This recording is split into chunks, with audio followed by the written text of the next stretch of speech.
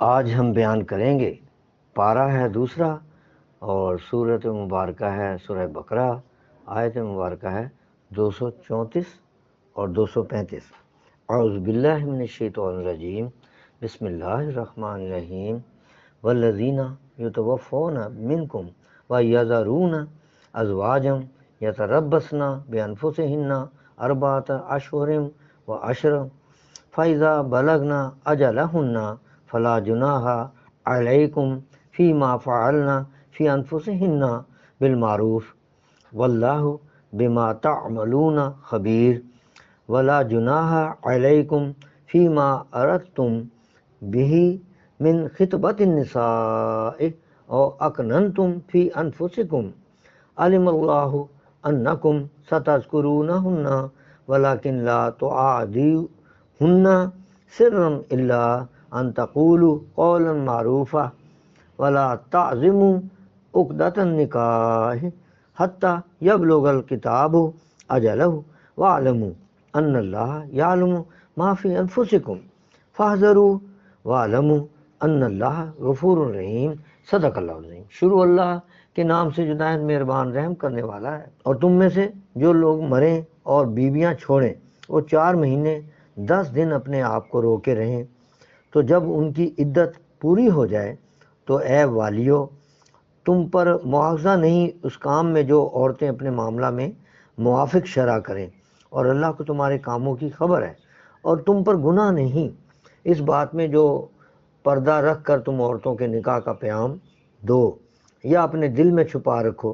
اللہ جانتا ہے کہ اب تم ان کی یاد کرو گے، ہاں ان سے خفیہ وعدہ نہ کر رکھو، مگر یہ کہ اتنی بات کہو جو شرع میں معروف ہے، اجازت ہے جس کی، اور نکاح کی گرہ پکی نہ کرو جب تک لکھا ہوا حکم اپنی میعاد کو نہ پہنچ جلے، اور جان لو کہ اللہ تمہارے دل کی بات جو ہے جانتا ہے، اور اس سے ڈرو اور جان لو کہ اللہ بخشنے والا حلم والا ہے۔ صدق اللہ۔ یہ تو تھا ترجمہ۔ اب شان نزول اس طرح سے ہے، حاملہ کی جو عدت ہے نا وہ وضع حمل ہے، جب ڈیلیوری ہوگی تو وہ جب تک ہے 9 مہینے جتنی بھی میعاد ہے حمل، جب بچہ پیدا ہو جائے گا تو پھر طلاق فوراً مؤثر ہو جائے گی۔ اسی طرح جیسا کہ سورہ طلاق میں مذکور ہے، یہاں غیر حاملہ کا بیان ہے جس کا شوہر مر جائے، اس کی عدت 4 ماہ 10 روز ہے۔ اس مدت میں نہ وہ نکاح کرے، نہ اپنا گھر چھوڑے، نہ بے عذر تیل لگائے، نہ خوشبو لگائے، نہ سونا سنگار کرے، نہ رنگین اور ریشمی کپڑے، نہ مہندی لگائے، نہ جدید نکاح کی بات چیت کھل کر کرے، اور جو طلاق بائن کی عدت میں ہو اس کو بھی یہی حکم ہے۔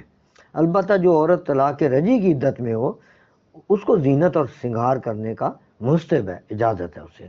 یعنی عدت میں نکاح اور نکاح کا کھلا ہوا پیام تو ممنوع ہے، لیکن در پردہ کے ساتھ خواہش نکاح کا اظہار کرنا گناہ نہیں ہے۔ مثلا یہ کہے کہ تم بہت نیک ہو عورت ہو، یا اپنا ارادہ دل میں رکھے اور زبان سے کسی طرح نہ کہے، تعریف کرے، جس طرح سے اشارہ دینا ہوتا ہے اس کی اجازت ہے۔